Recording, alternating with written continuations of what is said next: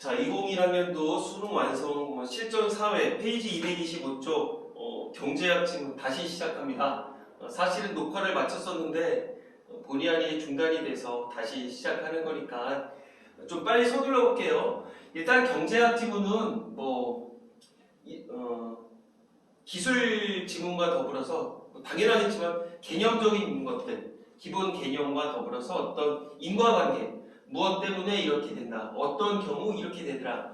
그 다음에 요즘 들어서 계산하는 문제가 많이 나왔었는데 결국은 이렇게 보자고. 나는 솔직히 수학에 대해서 젬병이겠지만 어떤 상호 간의 관계성에 대해서 얘기를 하자는 얘기겠지.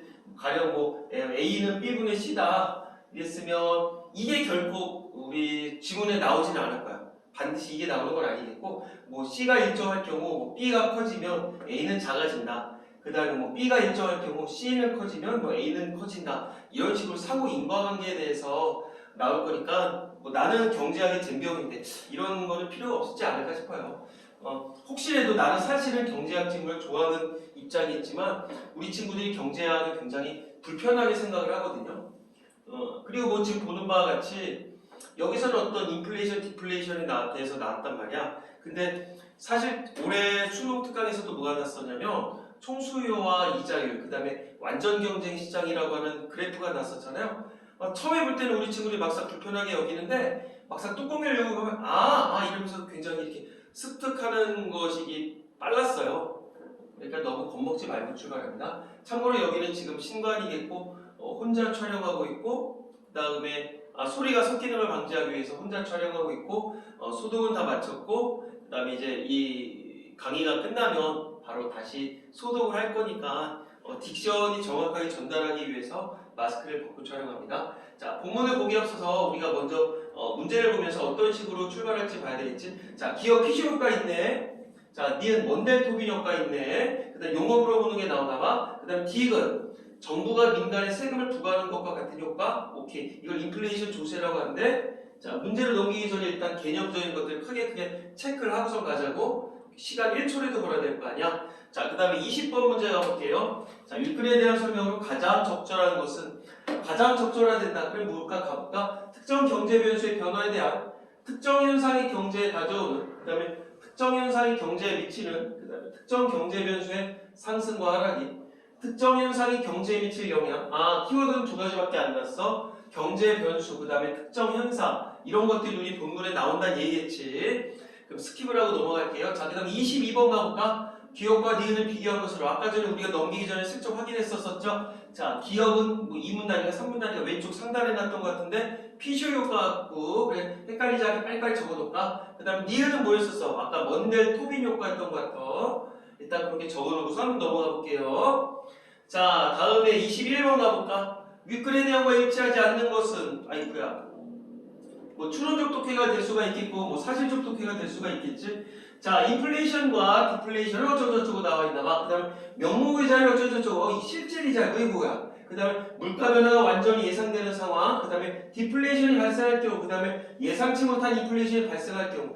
그럼 인플레이션, 디플레이션, 명목이자율, 실질이자율 이런 용어들이 분명히 나온다는 얘기겠고, 그 다음에 물가 변화가 완전히 예상되는 상황, 그 다음에 예상치 못한 인플레이션이 발생할 경우. 자, 어차피 케바케라고 했었잖아요. 이런 상황을 나눠서 분명히 설명을 할 겁니다.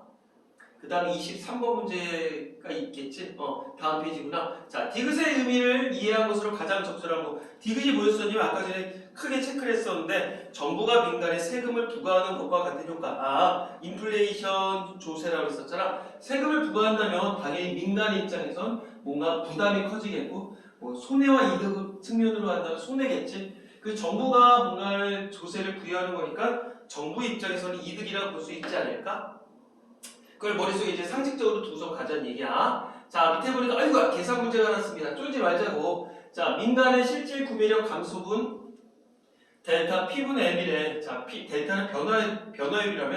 그러니까 결국은 어떤 P가 뭐냐면 물가 수준분의 민간의 화폐 보유액의 변화를 우리가 이런 식으로 표현을 하나 봐. 이걸 결국은 P분의 M이 이 감소분이 델타니까 결국은 P분의 M, 즉 물가 수준분의 민간의 화폐 보유액을 우리가 실질 구매력이라고 하는 거겠지. 실질 구매력은 상식적으로 생각을 해보자고. 용어를 보면 뭐 가령 1,000원짜리가 한 개를 아니 1,000원에 한 개짜리 물건을 샀었는데 만약 물가가 올라서 2,000원으로 됐다 치자고. 그럼 우리는 그 한 개를 살 수가 없겠죠. 그러면 또 실질 구매력은 떨어지는 거겠지. 그 다음에 원래는 1,000원짜리였었는데 근데 그게 500원으로 줄어들었어. 그러면 예전에는 하나를 살 수 있었는데 이제는 두 개를 살 수 있다. 그럼 결국 어떤 실질 구매력은 커진다 볼 수가 있겠죠. 그 다음에 인플레이션율을 우리가 뭐냐 이거 파이냐? 자, 파이로 표현을 하나 봐요. 자, 다음에 용어 사전적음위를 묻는 문제인데 요즘 이걸 틀리는 친구들이 많이 있더라고. 오며 가면 풀든가 아니면 다 하고서 풀든가 그 선택에 맡길 텐데 이거는 절대 틀리면 안 됩니다. 뭐 일단 본문 봅시다. 자, 이제 출발할게요. 자, 1문단. 자, 물가는 상품과 서비스의 평균적인 가격, 오케이. 경기 변동 또는 통화량의 변화에 따라 상승하기도 하고 하락하기도 한다. 자, 물가의 변동 요인 나왔네. 경기 변동 혹은 통화량의 변화에 따라 상승 혹은 하락하기도 한다. 자, 인플레이션은 물가가 지속적으로 상승하여 화폐의 구매력이 계속 하락한다. 오케이. 물가 상승, 구매력 하락. 여기 나왔네. 자, 1,000원짜리였었는데 2,000원으로 올라서 하나를 못 사게 된다. 구매력이 계속 하락하는 거겠지. 자, A 일단 구매력 가볼까?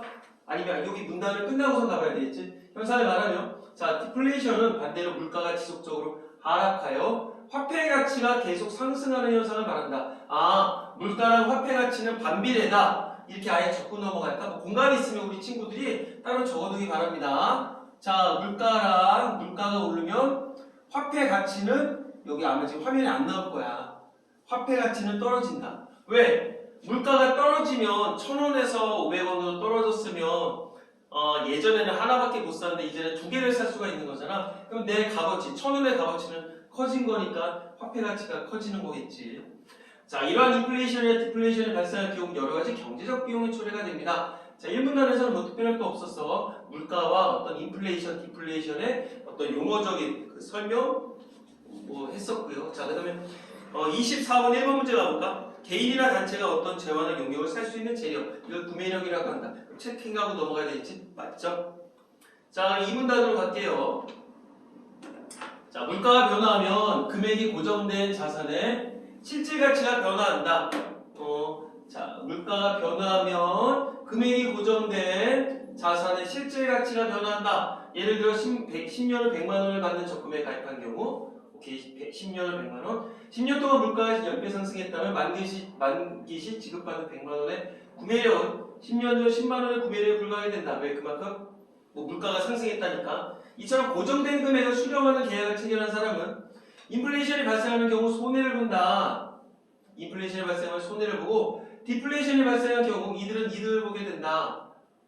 왜? 물가가 올랐으면 당연히 그에 대한 값어치, 구매력이 떨어지는 거잖아. 당연히 손해를 보는 거겠고 뭐 당연히 디플레이션은 반대겠지. 자, 따라서 물가 변화가 예상이 된다. 오케이. 아까 전에 이거 어디 나왔었던 것 같은데 몇 번 문제였었어? 저 20번 문제 20번이 아니다.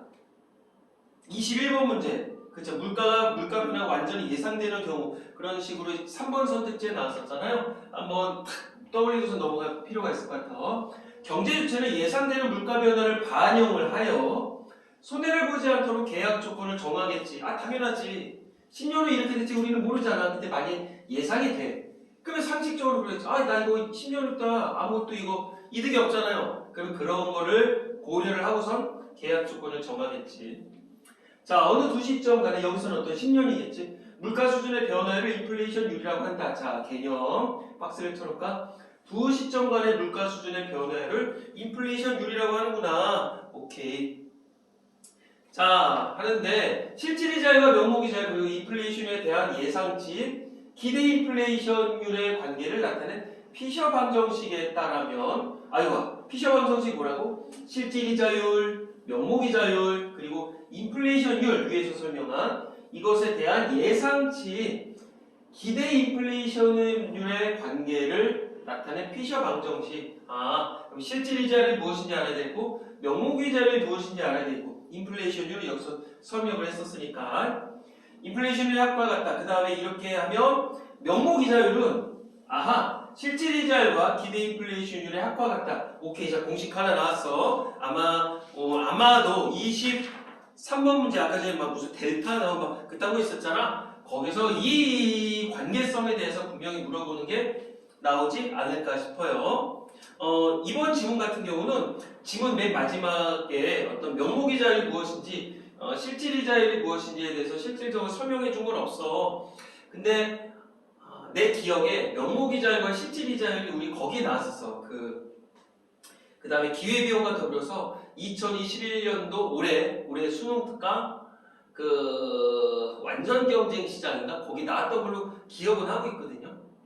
일단은 참고를 하시기 바라겠고 이렇게 보자고 좀 상식적으로 보자고 명목이자율은 우리의 눈에 확 띄는 거잖아. 그러면 아까 전에 얘기한 것처럼 이거지. 내가 1년 여기서 얘기하는 이자율은 대출이자가 될 수가 있겠고 그 다음에 예금이자가 될 수가 있을 거야. 내가 100만 원을 예금했었을 경우 10%의 이자를 지급을 하겠다. 그럼 100만 원이 10%니까 10만 원일 거 아니야. 그건 딱 눈에 띄게 가시화된 거니까 명목이자율이라고 볼 수가 있겠지.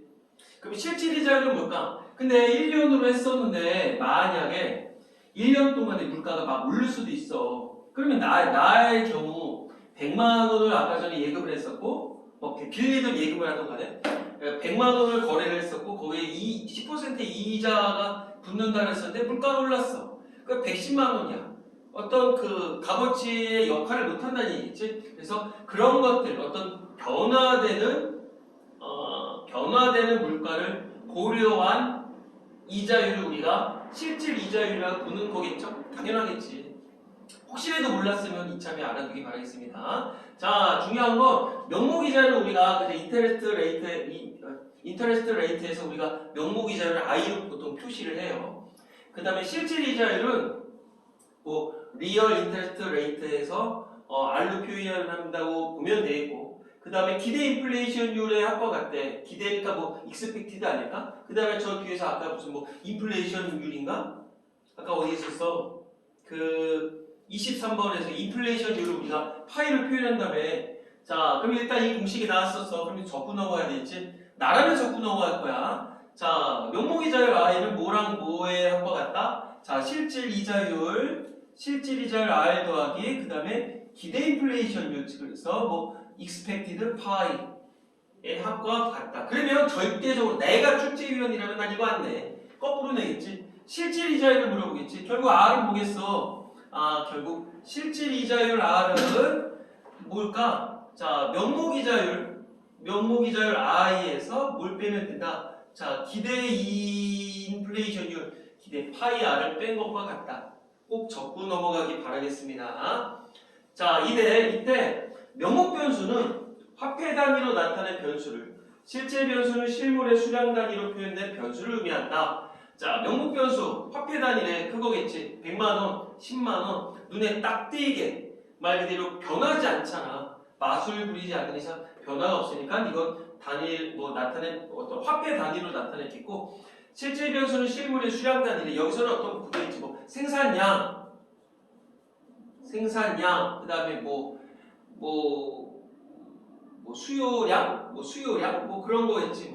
아니면 우리 노동량, 어떤 수치로 나타내는 거 우리가 실제 변수라고 하겠죠. 아직까지는 특별히 어려운 건 없는 것 같아요. 제일 중요한 건 실질이자율과 명목이자율, 그 다음에 어떤 인플레이션율의 관계성에 대해서 나타냈던 게 피셔일 거라고 얘기했어. 자, 그 다음에 물가 변화가 완전히 예상이 된 경우. 오케이, 좋았어. 자, 유념을 합시다. 예상이 됐대. 기대 인플레이션율에 따라 명목이자율을 변화시켜서 실질이자율을 고정시킬 수 있으므로, 자, 관계성이네. 기대 인플레이션율, 아까 전에 보였어. 파이라며. 그거의 변화율에 따라서 명목이자율을 변화시킨대.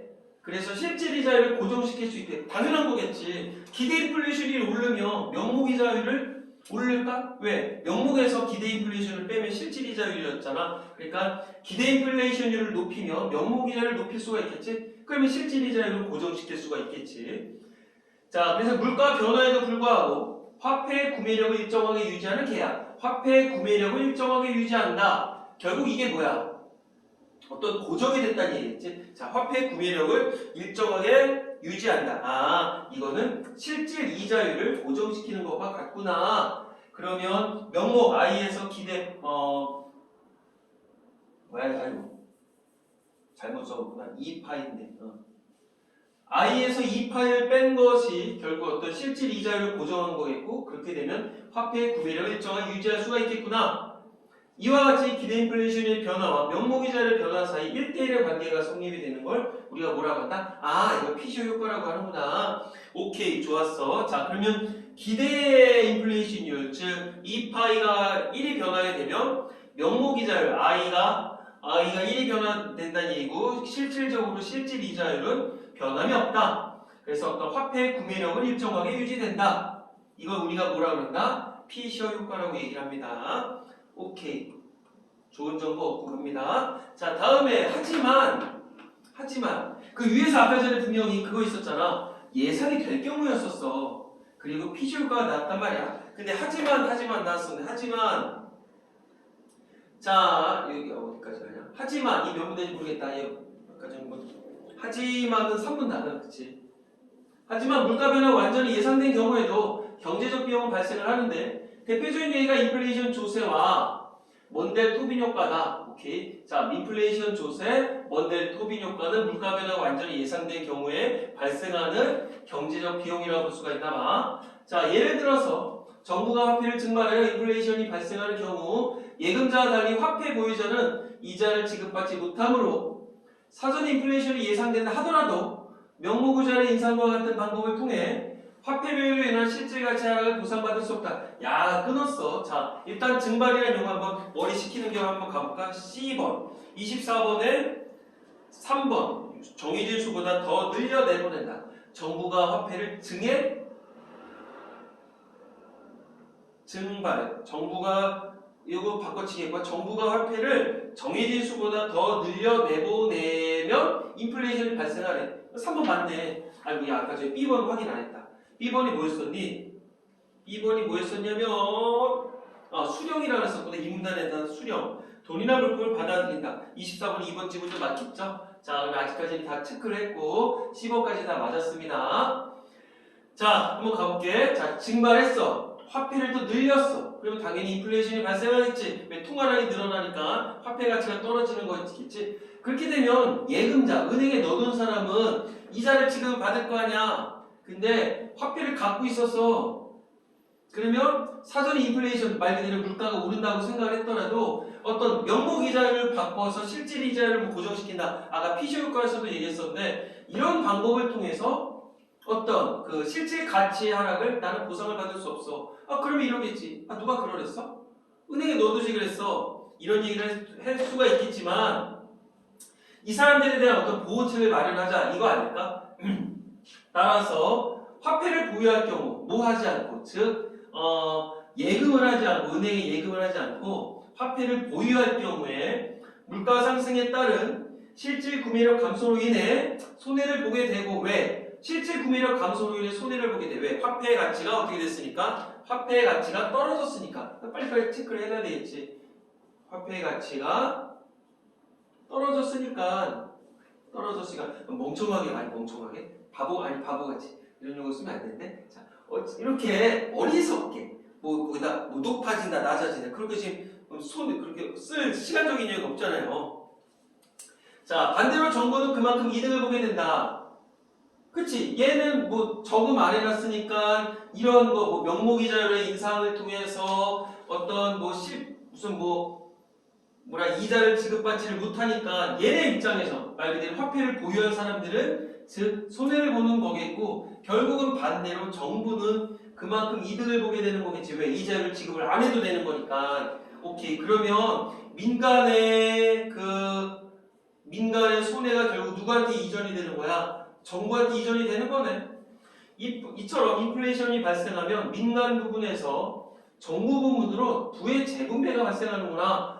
정부가 민간에 세금을 부과하는 것과 같은 효과를 발생시킨다. 이걸 우리가 인플레이션 조세라고 우리가 처음에 아까 전에 시험지 넣으면서 체킹 했었었죠. 그 얘기구나. 민간의 손해가 결국은 어떤 정부의 이득으로 넘어가게 된다. 이걸 우리가 정부의 재구매라고 얘기했었고 인플레이션 조세라고 하는구나. 그렇게 보면 되겠습니다. 자, 물론 이제 사실 나 같은 경우는 지금 여기까지 보고 나서 아까 20번 문제나 22번 문제 같은 경우 일부 지문 같은 경우는 체킹을 하고 넘어갈 수도 있어요.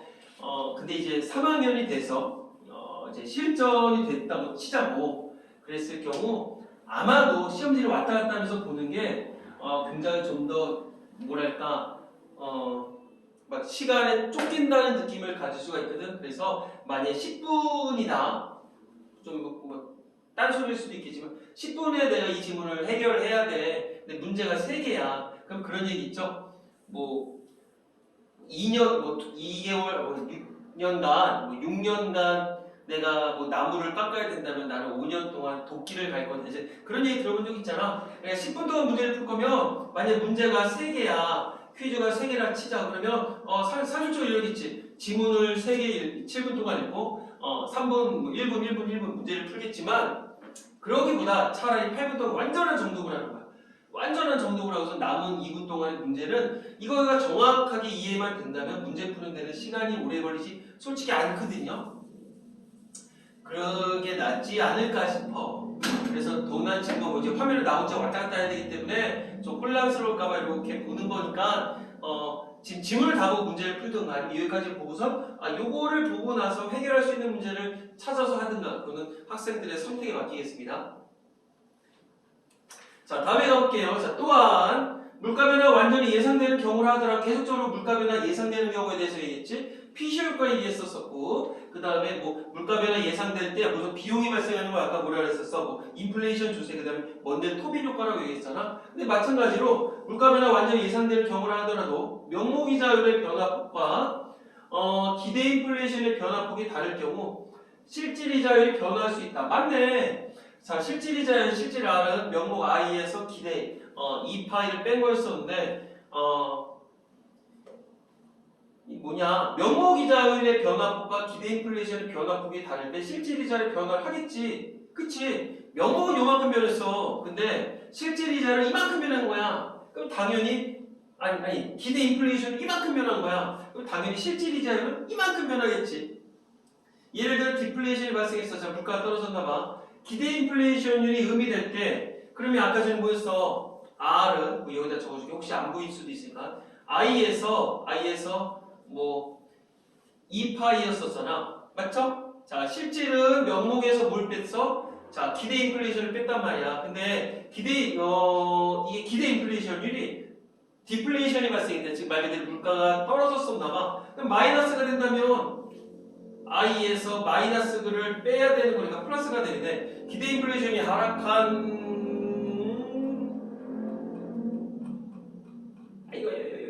만큼 명목의자를 하락을 하지 않아. 그러면 실질이자의 상승을 유발하겠지. 왜? 이게 마이너스에서 마이너스가 되는 건데 이거 똑같이 내려가지 않았으면 이거 조금밖에 안 변했어. 그러면 플러스가 되는 거 아니야. 당연히 실질이자율은 상승이 되는 거겠지. 맞죠? 그러면 이자율이 상승하면 당연히 투자 위축이 되겠지. 어떻게 해? 돈을 갚아야 되는데. 그럼 당연히 생산 감소로 이어지겠지. 이처럼 물가 변화가 실질 변수에도 영향을 주는구나. 이거 우리가 먼데 토빈 효과라고 하는구나. 오케이. 아까 전에 그럼 지금 정확하게 두 개념에 대해서 비교를 했어. 피쇼 효과는 면목과 기대 2파이의 관계가 1대1로 변화되는 거였었고 그 다음에 먼데 토빈 효과는 기대 인플레이션이랑 다르게 어떤 좀 명목 이자율이 그만큼 변화하지 않았을 경우 실질 이자율 즉 R의 변화를 유발하는 거. 그러면 딱 볼 수가 있겠네. 오케이. 피시 효과는 실질 이자율의 변화가 없었네. 그리고 먼델 토빈 효과는 실질 이자율의 변화를 유발하는구나. 오케이. 그 정도는 우리가 상식적으로 알 수 있을 것 같아요. 자, 유발이 뭔지 가볼까? 이제 24번에 3번 문제였었죠? 4번 지문인가? 어떤 것이 다른 일을 일어나게 한다. 맞네. 그리고 오케이. 그럼 지금 5분밖에 안 남았어. 자, 다음에 가볼게요. 한편 예상되지 않은 인플레이션이나 디플레이션이 발생하는 경우 오케이. 여기가 지금 몇 문단이냐? 5문단이냐? 5문단, 6문단. 물론 우리 친구들은 문제를 풀 때 여기다 적어놨었을 거야. 자, 여기까지는 우리가 좀 전에는 모든 게 다 예상되는 인플레이션율, 물가 변화가 예상되는 경우에 대해서 얘기했었는데 이제부터는 예상이 안 되는 것에 대해서 얘기하는구나. 오케이. 친절하게 해줬네. 자, 이로 인해 예상치 못한 손해를 보거나 이득을 보는 경제 유치가 생기게 되겠지. 당연한 거 아니야? 자, 예상치 못한 인플레이션은 채권자의 부가 채무자에게 재분배되는 효과를 가져온다. 이거 중학교 때 배웠죠? 왜? 채권자는 돈을 빌려준 사람이잖아. 내가 돈을 빌려줬어. A가 B에게 돈을 빌려서 100만 원을 빌려줬는데 이자가 10%야. 그리고 1년 있다가 갚아야 돼. 그럼 얘는 얼마 갚으면 돼? 얘는 100만 원에서 10%도 한 110만 원 갚으면 돼. 근데 얘 입장에서는 그만큼 물가가 올랐기 때문에 이 110만 원의 가치가 예전보다 떨어졌다는 얘기지. 얘는 땡큐지. 빌려준 애는 화를 내겠죠. 그러니까 이제 그게 요거겠고. 그 다음에 디플레이션은 반대로 채무자로부터 채권자로의 부의 이전을 초래하게 됩니다. 이거 거꾸로 생각하면 되겠지. 자, 특히 디플레이션은 공공 및 민간이 보유한 명목부채의 실질 상환 부담의 증가를 초래한다. 물가가 떨어졌어. 그러면 공공이나 민간이 보유하고 있는 명목부채, 눈에 보이는 어떤 빚, 이것의 실질 상환 부담의 증가를 초래합니다. 왜? 물가가 떨어진 상태에서도 나는 갚아야 될 돈이 똑같은 거야. 100만 원을 빌려서 100만 원을 갚아줘야 되는 거야. 그러니까 부담이 엄청나게 커졌다는 얘기지. 그 다음에 그러다 보니까 민간이나 정부의 어떤 재정 상태를 악화시키겠지. 그러니까 소비자들의 소비와 기업들의 투자를 당연히 억제하겠지. 완전히 그냥 닫아야 되는 거야. 기업이건 정부건 가게건 간에 딱 이제 소비의 끈을 놓게 되는 거겠지. 투자를 당연히 억제하겠지. 투자를 억제하니까 생산과 공유를 감소하겠지. 불황의 어떤 시스템이 계속적으로 악순환이 지속이 되겠지.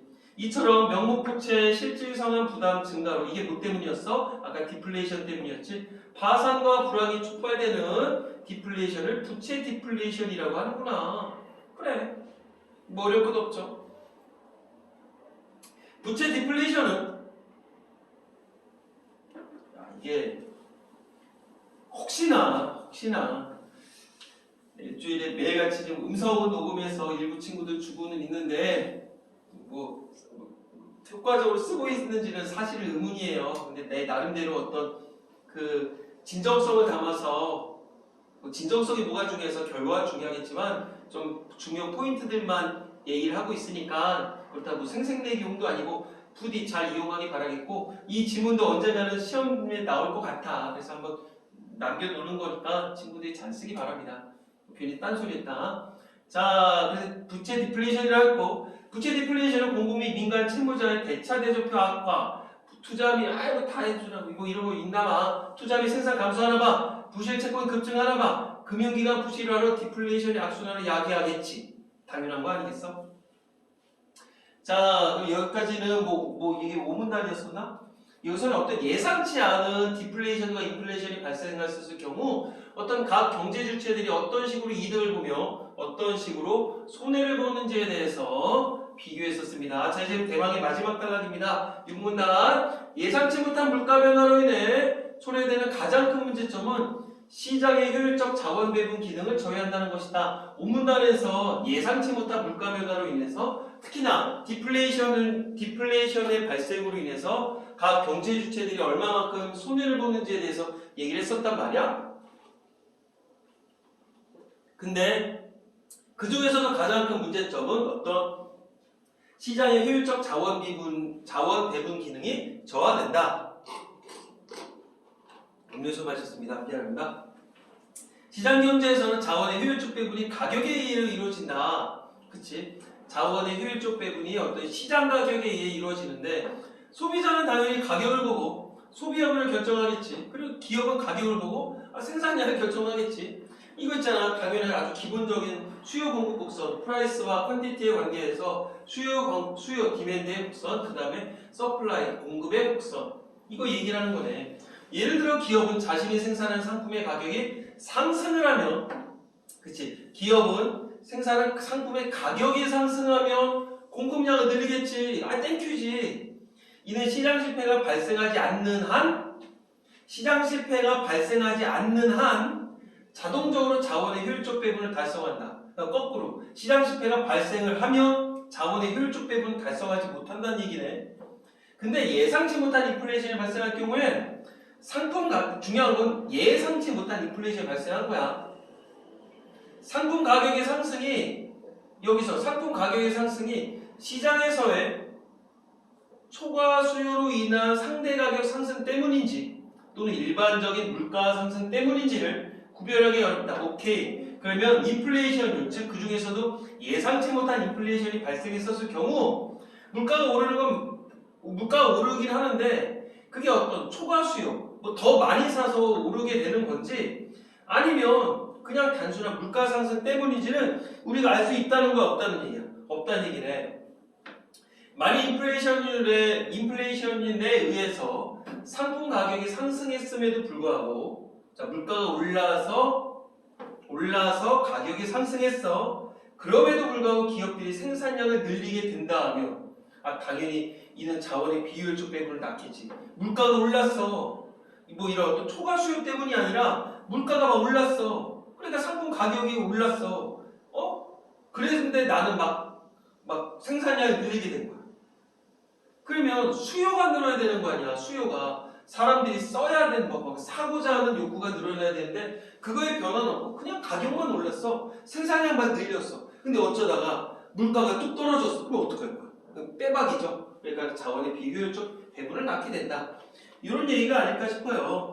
자, 혹시라도 보니까 아까 전에 물가가 오르면 화폐 가치는 떨어진다고 얘기해줬었고, 그 다음에 명목이자율은 실질 이자율 R 더하기 기대 인플레이션율, 즉 2파이라고 얘기를 했었으며, 그 다음에 거꾸로 얘기하면 실질 이자율은 명목 I에서 기대 2파이를 뺀 것과 같다. 그래서 기대 인플레이션의 변화만큼 명목 이자율의 변화가 나타나는 걸 1대1의 관계성이 있는 게 1대1의 관계성으로 인해서 실질 이자율은 고정이 된다. 구매력의 변화가 없다. 이게 피쇼 효과였고, 그 다음에 반대로 기대 인플레이션율, 즉 2파이가 변하는 만큼 명목 이자율 I가 변하지 않음으로 인해서 실질 이자율까지 변화할 수밖에 없는 게 우리가 먼델 토빈 효과라고 정리를 했었어. 자, 그럼 다음 페이지 가서 이제 문제를 심호흡을 쭉 하고서 문제를 풀어볼까요? 다시 한번 얘기를 하지만 중간중간에 문제 지문을 보면서 선택을 하든가 그것도 우리 학생들의 몫이니까 내가 다 하고 나서 이렇게 하세요 이럴 수는 없을 것 같아. 아니 나 여기다 지워버렸네. 자, 그럼 윗글에 대한 설명을 가장 적절한 거 가볼까? 특정 경제 형사 변수의 변화에 대한 아까 전에 처음에 밑줄 쳐놨었잖아요. 경제 주체들의 반응 전략의 차이점. 자, 여기까지 나오면 맞아. 특정 경제 변수의 변화에 대한 이게 특정 경제 변수가 뭐였어? 어떤 뭐 물가 변화 그런 거였었잖아. 그 다음에 우리 공식으로는 아까 전에 뭐 있었냐? 그거 있었었잖아. 뭐야? 명목. 아예 여기다 적어볼까? 명목 I 실질 이자율 R은 명목 이자율에서 기대 인플레이션율 expected 파이를 빼는 거. 이거 아까 전에 몇 번 얘기했었잖아. 맞죠? 자, 그러니까 결국 어떤 기대